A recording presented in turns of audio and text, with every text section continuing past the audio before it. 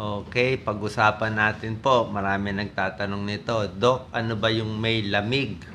Oo, may lamig daw siya sa katawan, may pilay sa katawan, may pulikat, 'di ba? Actually, meron naman pong mga medical terms itong mga lamig na to eh, inaaral natin to. So, isisimple ko lang ang lamig para siyang nodule. Yan ang medical term sa lamig. Pagka kinakapa, pwede sa likod, may mga parang nodule siya eh, mga bilog-bilog na matitigas. Para siyang muscle na nagtigas. So may mga nodule dito, meron iba sa leeg, may iba sa kilikili, may iba sa binti, maraming nodule sa likod. Oo, marami yan sa likod, dito sa lower back. So pag may nakitang bilog-bilog nodule, matitigas, merong injury dati doon. May naging problema doon, kaya tumigas. Explain ko mamaya. Ano naman yung pilay? Yung pilay, mas hindi natin gusto yung pilay. Ang pilay, medical term nito, strain eh. Na-strain yung muscle. So, may konting punit yung muscle. Bakit napipilay? Baka sa natapilok, napilay, nagbuhat ng mabigat, napilay yung kamay. Diba? Ang pilay na stretch masyado o baka nag-squat kayo masyado, napilay yung sa singit o meron kayong na-stretch, yung na-overstretch yung muscle, napilay o pinabuhat mo yung muscle na hindi naman niya kaya, napilay. So iba yung gamutan sa pilay, iba ang gamutan sa lamig. Yung pulikat, iba rin naman yan. Okay, explain natin Unahin natin yung lamig-lamig sa katawan. Okay? Ako mismo meron akong mga lamig eh. Oo. Ang lamig is nodule. Like ako, meron ako lamig dito. Matagal na.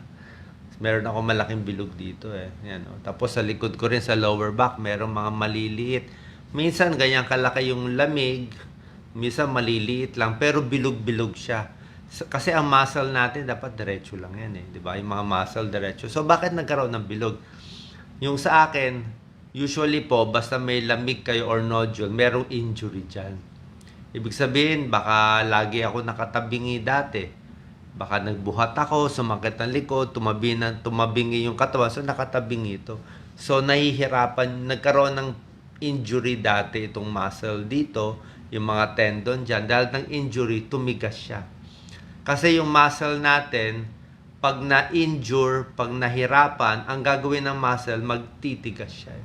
Magtitigas siya, di ba? Para ma-protect niya sarili niya. So pag tumigas ang muscle sa likod, sa balikat o sa paa, ang nangyayari, mag-shorten yung muscle.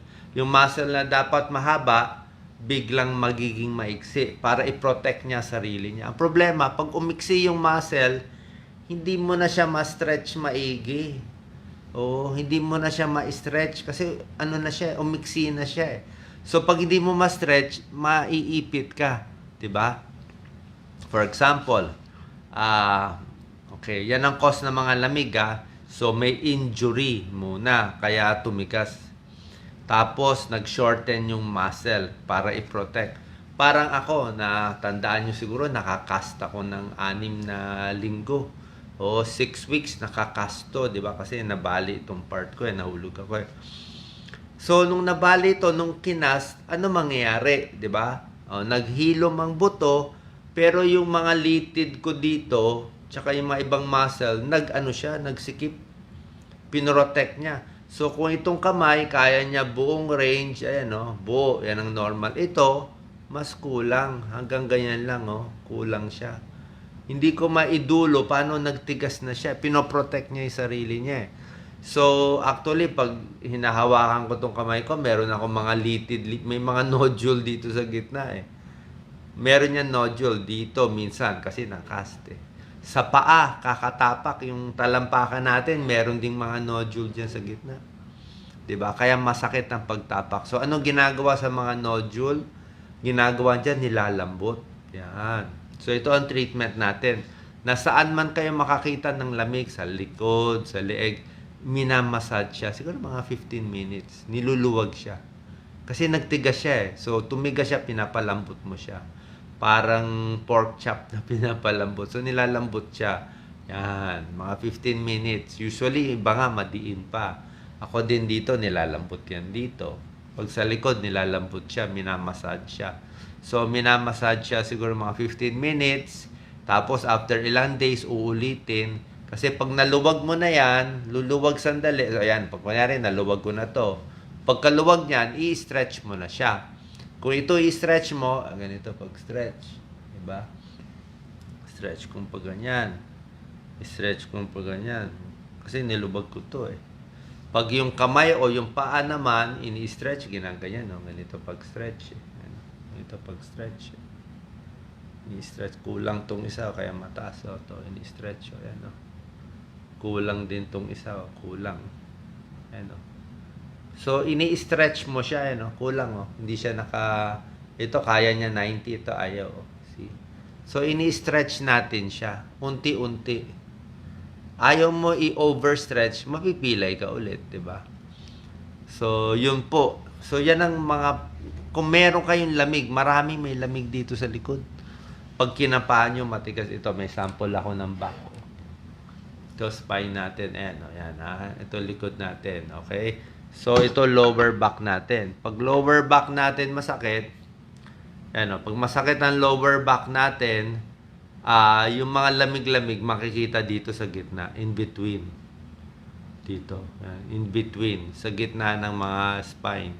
Merong mga lamig dyan. Minsan, banda rito sa may puwet. Meron to. Ito na yung puwet natin eh. So, ang gagawin ng taga-massage, ang nilalambot yung mga laman, yung muscle dito, yung tendon dito, yung mga ligament, siya ang nilalambot natin. Moderate lang. Okay? Hindi natin binubugbog yung buto. Walang purpose na imasahe itong buto mismo. Wag natin idiin itong buto kasi sasakit. Buto na siya eh. Ang gusto mo iluwag itong mga nandito sa tabi. Bakit? Siguro nagbuhat ka na mabigat. Ito likod, nagbuhat ng mabigat, na stretch siya, nasugat siya, after ilang weeks, maghihilom siya, titigas siya. Okay, pwede siya magka-nodule dyan, kaya tumatabingi eh. So, para mabalik yung normal range niya, ilalambot natin yan. Massage, pwede rin hot pack. Lagay ng mainit. Okay, mainit na tuwalya, merong mga hot bag para sa likod, kung saan man, para lumambot. Okay? So, yan ang ginagawa natin sa lamig. Nag-shorten, massage, stretch. Tapos, pag na-stretch na natin siya, unti-unti na tayo babalik sa dating lakas natin. Diba? Kung likod man yan, meron na tayong mga back exercises na tinuturo ko sa inyo. Diba? Mga nakahiga, mga bridging, nakataas yung paa. Tapos, yung mga stretch, ibabalik natin. Kung yung kamay naman mahina, unti-unti, nilalakas-lakas.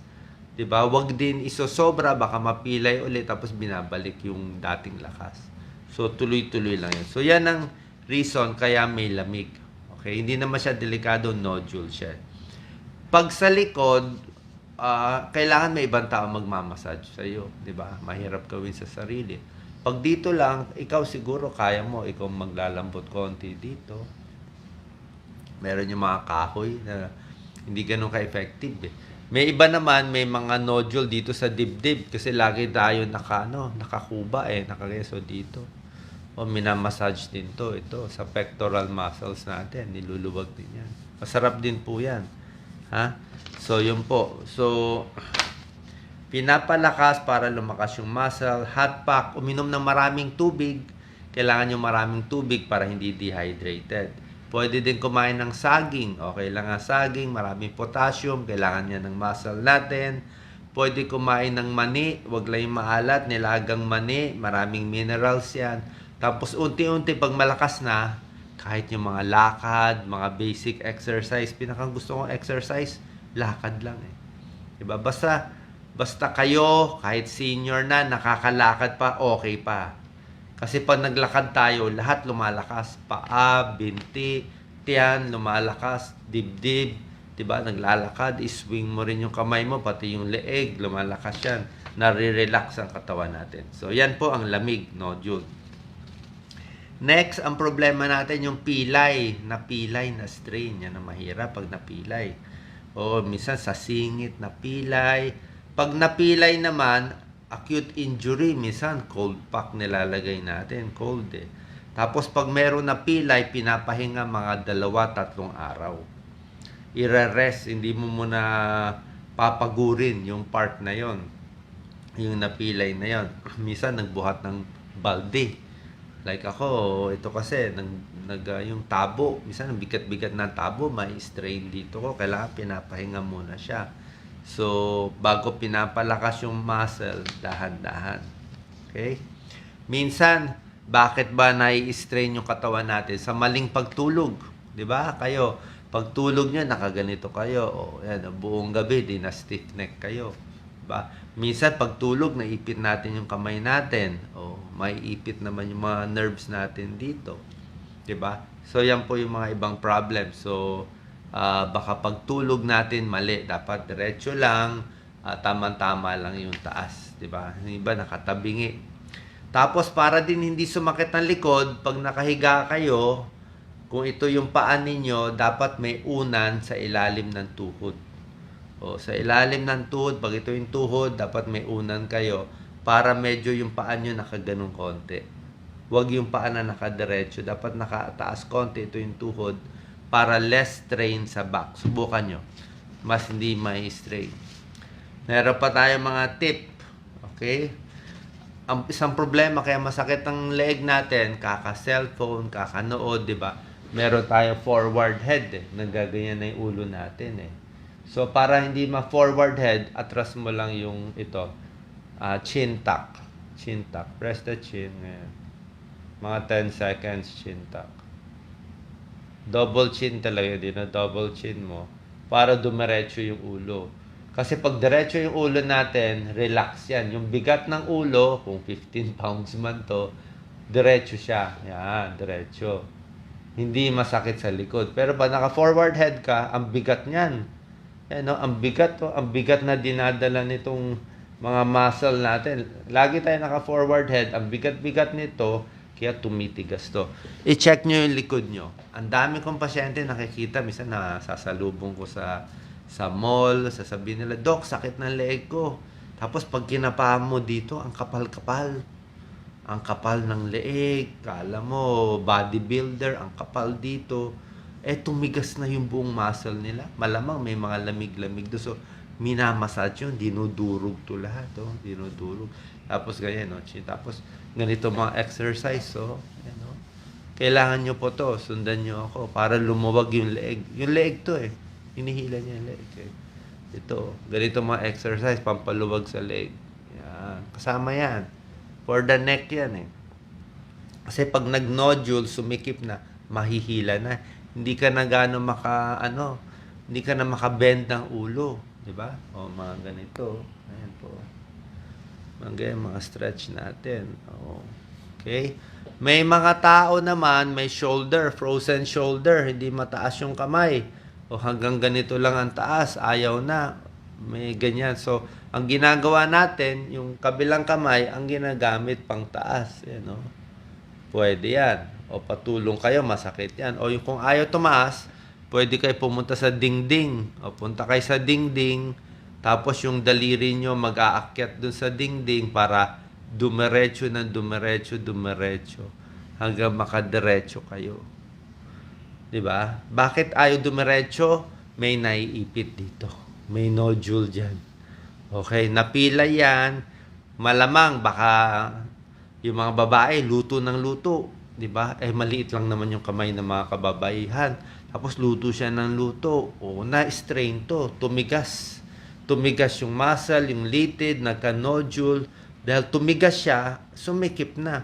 Hindi na makataas. 'Di ba? Makakakalaba. Kakabuhat. 'Di ba? Yun ang naging problema. Kaya kung merong matigas, nilalambot yan. Sa frozen shoulder, minsan dito. Yan, nilalambot dito. Minsan dito sa likod. Lahat yan. Basta all the area around. Niluluwag. Pag naluwag yan, ng marunong mag-massage, unti-unti maitataas mo siya. Okay? Yan ang mga tip natin, yung mga exercise. Sa upo din, o pag-upo, 'di ba? Dapat diretso ang upo, 'di ba? Pag matagal nakaupo, masakit din sa likod. Ako, alam niyo ano magandang tip? Ang silya nyo dapat may kutsyon. Alam ko sa probinsya nakikita ko ang silya, 'di ba, plastic lang o kahoy o sa bato o sa simbahan minsan, 'di ba? Kahoy lang. Pwede naman, pero mas maganda talaga ang upuan nyo may kutsyon. Bakit? Kasi maipit dito sa puwet natin. Nakita niyo itong mga ugat. Ayan, oh. Ayan, oh. Oh, meron tayong mga piriformis muscle. Meron tayong sciatic nerve. Lumalabas dito dyan sa side yung sciatic nerve. Kaya pag ang tigas-tigas ng upuan natin, plastic, kahoy, o bato, maipit itong mga nerves natin. To. Pag naipit yan, manhid na kayo. Manhid na yung paa. 'Di ba? Manhid na yung paa. O wag kayo upo na matagal, 'di ba? Maiipit manhid yung paa. So dapat may kutsyon. Pati sa likod dapat may backrest, 'di ba? Para hindi kayo humina. So sandali lang yung upo, pinakamaganda talaga lakad-lakad. Lakad, upo, tayo, paiba-iba yung position para hindi magtigas yung mga muscle natin. Tsaka itong mga exercise na tinuturo ko. Okay?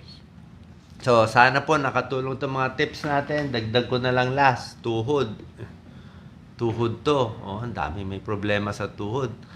Alam nyo, minsan, mas okay pa nga masakit na lang yung mga kamay at shoulder.